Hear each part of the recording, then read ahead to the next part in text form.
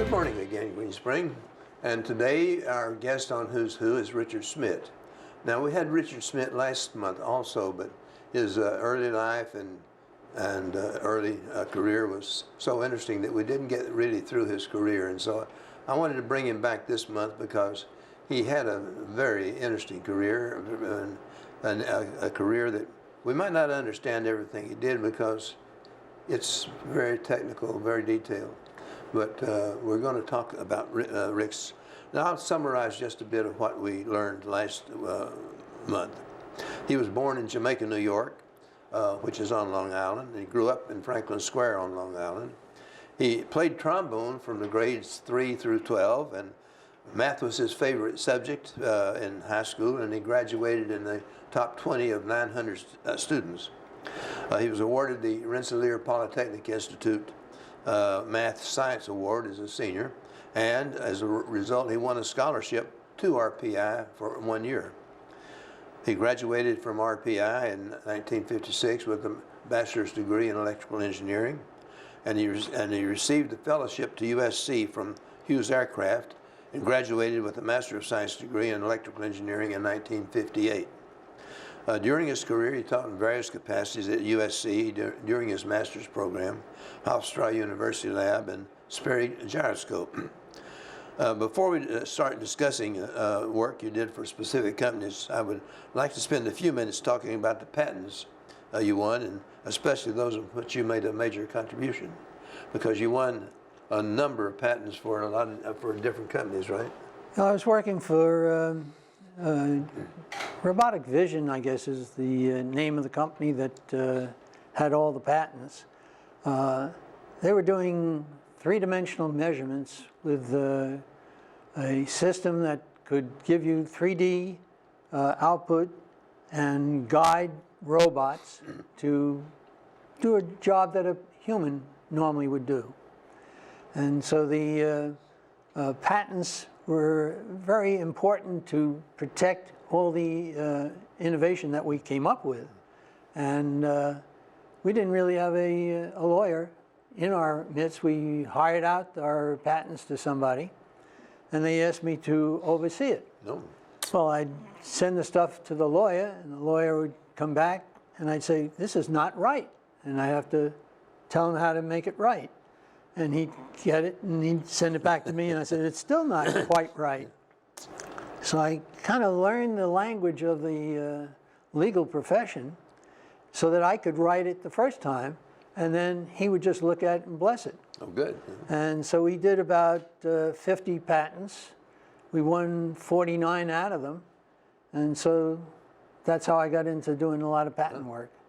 Well, but you have a patent that you did a major contribution to? I had a couple of them. One was on how to calibrate our systems, our three-dimensional measurement systems.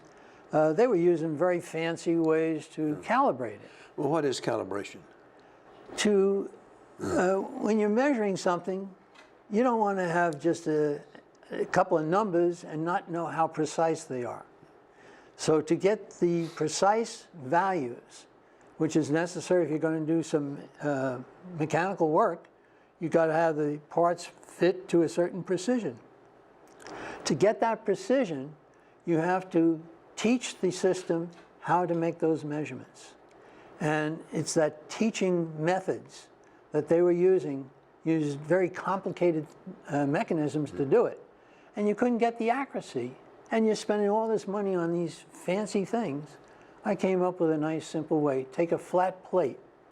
Now, a flat plate, they can machine that perfectly flat. And so it's very accurate. And just move it through the volume that you're measuring. And if you can move that plate very accurately, which is easily done, you have a precise measurement.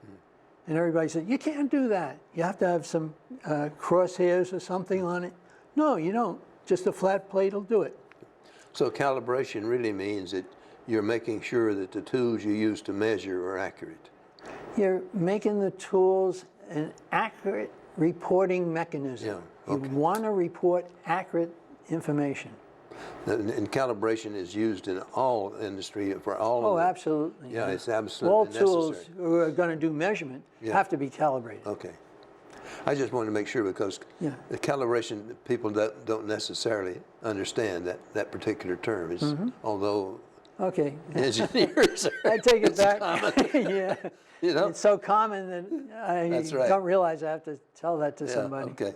So, The other one that I did that was totally mine was on artificial intelligence. I had a method that was mathematical, so that you could prove conclusively you knew everything about the situation you're talking about. Well, how do you convert that into a system? Nobody knew how to do it. yeah. It was an exponential explosion, they called it. We did everything in binary, which means two states, on, off, on, off. 0, And 1, if- yeah. Yeah, 0, 1. Yeah, If people using computers, they all say, oh, ones and zeros, right? So sure enough, if you start adding more and more conditions, each condition being a 1 or a 0, the amount of combinations just blows exponentially. We had a case of 17 variables. Well, 2 to the 17th power, that's 231,000. That's a lot of things to try and consider. Using this math, going to a third dimension, I was able to solve that thing manually. Didn't use computers. I could just manually solve the solutions and determine how many rules we needed. And it turned out you need about twice the number of the variables. So if you had 17 variables, you need about 34 equations. And the 34 equations would completely define all the answers that you could ever possibly get with these 17 variables. And so that's all in the patent, how to do that. Oh, In addition, the brain does things in parallel. So I came up with a way to take this data and approach it in a parallel manner. now That's when all you in say that one patent. when you say parallel, we're talking about series or parallel. Just what do you mean? Computers will make a decision. Then, based on that decision, they can make another decision. And based on that decision, they'll make another one. That's serial processing. Okay. With this system, you got this 17 different variables. Are you going to start making decisions through that 231,000? It takes you forever. Well, not forever. Our computers are pretty fast. Okay. But if you could do it in parallel, in one shot, you got the answer. Yeah. And so that's what I showed how to do that. Okay. So you're looking at the All problem 17 in at parallel. different in different paths. And You put that in, and the answer comes right out. okay. And that's what the patent was about. So you won that patent. And that's your Oh, patent. yes, that's my patent. In Okay. fact, I rented it out to a company, and they rent it out to other companies, and I get the royalties on it. Oh, okay. Great. Still getting royalties? Yeah, Every once in a while, a couple of bucks comes in. yeah. It dribbles. Okay. Well, let's talk then about your companies. What was your first job as an electrical engineer? Well, out of college, I went to Hughes on that fellowship. So I was working on communications. We were sending signals from California to Guam. Oh. And we used single sideband to do that. We had digital communication, and we had voice communication. I handled the voice part. And so that was the first job I had. Before I left there, I did a test set for them and delivered a test set so they can test all the modules that were in that system. I went to Sperry from there, and there I worked on radars. And so we had a lot of radar different systems. We had proposals for defense of the United States, where we were anticipating missiles coming in from other places. Now, were we looking at the long-range ballistic missiles, or just? Yes, Okay. long-range ballistic missiles. Okay. And so we had ways to solve that. I came up with simple ways to solve the technical problems that were involved. Now, did you have a way to determine where approximately where the missile would be from the launch? Launch location? Yeah. No, this was strictly for detection. So, okay, so you were. We wanted to detect and notify so we could blast that thing out of the sky. You were trying to pick out the missile coming in. That's right. Okay. And that was all we were Which is doing. not easy. No. No. There's a lot of things you have to consider in doing that. That's right. And but most of my stuff was with the Navy, doing the Terrier radar sets, and we had many simulations where we would fly airplanes at our facility on Long Island, simulating a raid from the enemy, and we would detect them automatically, and they'd go out and they'd try again. Because they go, oh, that was lucky, you know. If you can do it twice, that's better than luck. Well, now you must have had two types of radars, right? One to acquire the target, and one that to was follow. somebody else would do the acquisition. Oh, is that right? Yeah. Okay. And they'd feed us the information of where this attack is coming from. Okay. And then we had to search a little volume to find it. And it was an automatic search. We have a pencil beam out there, which is very narrow. Yeah. And you look out there, you don't see anything. But if you scan through the volume and the target's in the volume, you'll pass the target as you're going through. Yeah. And if you're fast enough, you can lock onto them. Yeah. Well, it's pretty hard for a man to do that. Let's talk just a bit about the radar. What this pencil beam goes out and how do you know that it's on the target? What's the process? If it's manual, you're looking at the return. Okay. And all you see is noise. And all of a sudden you see a little bip.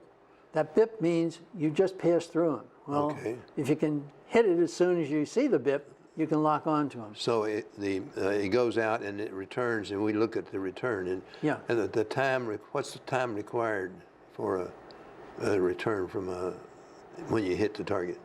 Oh, we're talking about milliseconds? It's the speed of light. Speed of light. So the speed of light, it's almost instantaneous. Okay, very good.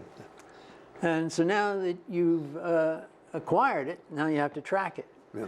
And he'll throw out all kinds of countermeasures. So we had countermeasure techniques, countermeasure techniques, and all that was automated. So we had a full automated system. I went out on the ship and found out that the automatic detection circuitry was really good, but it wasn't being used. I said, why not? We can't keep the thing working, the guy said. And so they just forgot about it, and they started taking the tubes out of it as spares for other things. So this thing wasn't being used at all. Well, that's cannibalization. Yeah. But microcircuits were coming out at the time. Yeah. And so I bid them for a small amount of money. They gave me money to develop this automatic detection system that would self-adjust using digital techniques. You know the precise amount of noise you've got, you know the kind of noise it is, the profile of the noise. Based on that, mathematically you can set a threshold that can guarantee you're not going to get a false alarm more than once in 8 hours. And I built it, we tested it overnight, several nights, and sure enough, everything was just perfect. Yeah. And they took it out to sea, and it just works just fine. Now, why would the Navy be looking at the ICBM problem? You know, what you said was a long-range missile, and that's coming in. That wasn't Navy. That was just a request from the government. Okay. They wanted somebody to figure out how to do this. So you were looking at... and so at that time, they called me in to do that proposal. Yeah, so you were looking, though, for the Navy at sort of a medium, not even a medium-range missile. It'd be medium. Or medium short range. Yeah. Yeah. Not the short range. Okay. And the solution is very different for each of those different missiles, right? I'm aware that the short range and the medium range was done the same way. Yeah. What they did with the long range, I'm not sure of. Okay. I never looked into the long range one. Okay. Well, what else have we got? Okay, still working at Sperry. I got into troubleshooting. Now, Sperry is located on Long Island? Or Yes. Did you Great Neck. Okay. And that's where you worked in Long Island? That's right. Okay. And they had this problem with the digital systems coming in. They packed up this cabinet full of these digital modules, a whole cabinet full of modules, all digital signals flowing around. They turned on the power and it caught on fire. The whole cabinet went up in fire. So they cleaned it all up and rebuilt the thing. And we're very careful now to check all the wiring first. Oh, that's good. Instead of just turning on the power. They checked the wiring. This time when they turned on the power, it didn't go up in flames. But neither did the signals work. Yeah. So they worked on that for about 6 months and couldn't get the thing to work. So they called me up and they says, can you help these guys out? They've been working on it for 6 months and can't get this cabinet to work. So I go over there. They had the whole cabinet full and they're trying to get it to work. You don't do that. You take all the stuff out, you put in the power supply and see that the power supply works. And after that, you take the next step. Whoever, like an oscillator, had to be in there to do the clock. And so you put the oscillator and make sure it's doing its job. And then you start putting the other signal pieces that come next, and next, and next. I was finished within a week. There's no problem. But that's how you have to attack it. They had no idea. It was the first time anybody had worked on a digital system like that. And so that was one of them. Another one they called me in on, they had been working on this radar. It's a radar that I had been working on before. I was in a new group now. I was in the circuits analysis group.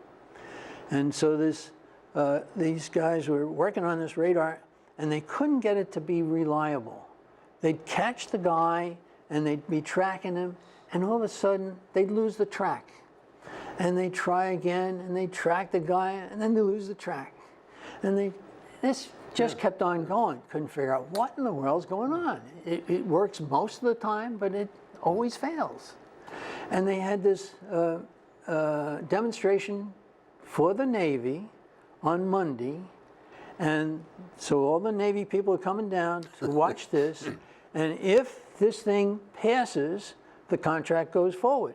If it doesn't pass, it's a downer. Yeah, yeah.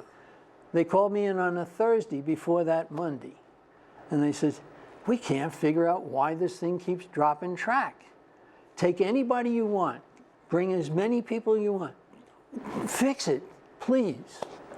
So I picked 2 people. Only 2? Yeah. I picked my prior boss because he knew that system. And I picked the top technician because he knew the wiring. I says, between those 2, if I have a group of people, we'll never get done. Yeah. Okay, you can't do it by committee. You got to get in there and figure out what's going on. And I nailed it. I found out their problem was currents. Currents is the electrical currents flowing through wires were causing signals. As the current flows through even copper wire, you're going to get a little bit of voltage out of it. And that's what was going on. They had 2 little buildings. And they had the power system over in this one and the signal processing in this one. And the currents are flowing back and forth between the 2. They hadn't taken that into account. So what I did is I nailed it in the center. I said, okay, we'll make that ground and we'll work everything to the signal from there and everything to the power from there. It's the best I can do. To rewire the whole thing would take me a month. So you can't do that. And that's what we did. We separated out the wires. We got everything as quiet as I could get it, and it was reliable. Well, at the time, I never wanted to work on Sundays. And so Saturday night, it was working good enough. I turned the system off, and I told everybody, you can go home. So we went home and come back on Monday morning. The chief engineer had come in early. He was furious. He called me up there. Why did you turn the system off? I says, it was working. He says, but it'll never come back on again. I said, it'll come back on, don't worry. Because we did have a problem with these klystrons. That's the main power system that comes up. It's unreliable. So you keep it running all the time. And I had violated that golden rule. And I said, don't worry. We went down, turned it on, it worked fine. We passed the test. Good. That was good. it. Well, we're down to 10 minutes, a little less. Why do you have this head here? Oh, yeah, that's solid photography. We did three-dimensional measurements in New York City. We had a system set up in New York City. You had cameras back here looking, cameras over here looking, projecting light on it, light patterns. And this is on a person? Or On a in this person, case, any yeah. person. This is me when I was about 40. Uh-huh, okay. And so we took a picture of me and All that curly everything. hair then. Yeah, all the curly hair. And so then you get film out of that. We developed a film. We had film readers, turn it into digits. The digits ran a system of spindles. The spindles would come across a wax mold and carve away the wax. And as far as in and out went, was controlled by the numerics from the film. Okay? And so we'd go this way and get that side, and go this way and that side. And now we have a sculpture in wax. We then coat that with a rubber material, making a mold, and then you can pour anything you want into it. We had a lot of Arabians coming over, they wanted solid gold. They had so much money. But this is one done with a rosin, with some metal in it, so it's heavy. It's very heavy. But Well, now, how does that system compare with the system, with whatever they did before, where there was artistic? yeah, an artist could use a mask to get a face, Yeah. or just his own eyes looking at it and carefully sculpting it. It's amazing what an artist can do. But your process does it much faster, I would presume. Well, it's all in numeric form, so I could shrink it down, and here's the same head Yeah. in small form. I used to take this around the country showing people, hey, use our system and give me a contract, and I was the shrunken head salesman. Okay, well, that's very interesting. What else we got? Well, Let's see, you worked for... well, after robotic vision, we did a lot of, we did cars for General Motors. General Motors saw us as being the leader in the nation in three-dimensional measurements, and they bought 30% of our company, and we did their sealant system for them. We looking at the, let's say in the back of the car, in their trunk, you always put sealant around the seam. And so men would go in with a gunk tube and they'd gunk it all up. And it was messy looking, and it added weight to the car, and added weight lowered their mileage per gallon type of thing. So they wanted this automated. And so our system would go in, take a look at that seam, know where it was, and tell the gunk machine to go in and gunk it. Nice, beautiful bead right around. And so you got something that looked better, used less material, so it cost less, and the weight went down. It was a win-win-win type of thing. And I did a door hanger. They had tried this over in Europe. All the manufacturers in Europe of cars wanted to automatically hang a door, and they couldn't do it. And so General Motors tried to do it. They couldn't do it. Their people said it couldn't be done. So they gave us a contract to figure out how to do it, just to be sure that their people weren't wrong. And our fella didn't work on it. And he had other things to do. And around December, they called me and they said, hey, you just finished your job. You got some time now. Could you take over this guy's job? He didn't do his work. We need a proposal by January. So I had 1 month to figure out how to solve this thing that had never been done before, but nobody knew it hadn't been looked at, okay? We didn't know that they looked at it over in Europe and couldn't do it. We didn't know they looked at it in GM and couldn't do it.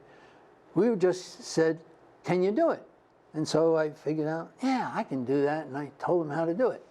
We went out there to GM, gave them a presentation, and they said, could you step out in the hall a minute? So we went out in the hall. Then they called us back in. That's when they told us that everybody in Europe failed. Their people said it couldn't be done. We believe it can be done the way you said. We got the contract. Oh, We built the proto, and it worked. good. It really worked. All right. Well, let's talk a bit about current now. Why did you come to Green Spring? Why did I come to Green Spring? Well, Dottie has kids down here. The what? Dottie has children Oh, down okay, here. Yeah, okay, she had yeah. 2 children down here Yeah. and grandchildren down here. Okay. That's going to attract the ladies all the time. Yep. So we came down for that. And so, how did you find Green Spring? She came down to a friend at Oakcrest, I guess it was. And she says, you know, I wouldn't mind coming to a place like this. This is really nice. And she says, her friend tells her, oh, there's one over where John is. John's her son. And so, oh yeah, okay. So she came over with John, looked at Green Spring, put down her $1,000 deposit, and that was it. That was it. Okay. Well, now you've done a lot of things here. You do cosmology, you do Sudoku. Yeah, the cosmology is a later thing that I got into because Al Weinstein was running the group, Yeah. and he was an astrophysicist, and I found it so fascinating. I went to all his meetings, but then he got too old to continue, and I hated to see that group disappear. So I used his notes. He kept all his notes. I just update the notes and repeat and bring out the information that he. So you really had not done anything, you really hadn't done anything about studying space. No, just what I read in the papers and that's one of the things we can do around here. We can get involved in things that we'd like to do that we've never done before. Right? yeah. All right. Sure. Well, we got about a minute. Anything else here about the... Well, at Green Spring, I did a lot of computer work. have you? Oh. Yeah, I was on the board of the computer club, and we had helpers, about 16 helpers. And we go to people's apartments, they'd call us up and say, hey, my computer's got a virus. So I'd go there and try and fix that and get that squared away. Or, hey, I don't know how to do something. And we'd show them how to do things. So I did a lot of that for quite a while. I'm too busy right now, I can't handle that. Yeah. Well, Dottie, it's just... Yeah, she's in Garden Ridge, so I'm there all the time. Yeah. Okay. Well, thank you very much for coming back, and I appreciate it. Good to be here. I enjoyed it very much. I hope our residents enjoyed it, but maybe there's a lot of technical information there. But I think the idea of the different things you've done, whether it's technical or not, I think people will understand that you've made a major contribution to so many areas of our technical areas. Well, engineering is fun. It is fun. I agree with you. But you got to like it. If you don't like math and science and willing to really dive into it, you'd be frustrated. Of course. You really wouldn't like it. That's right. Yeah. Well, I understand that, and I appreciate it. Well, thank you very much.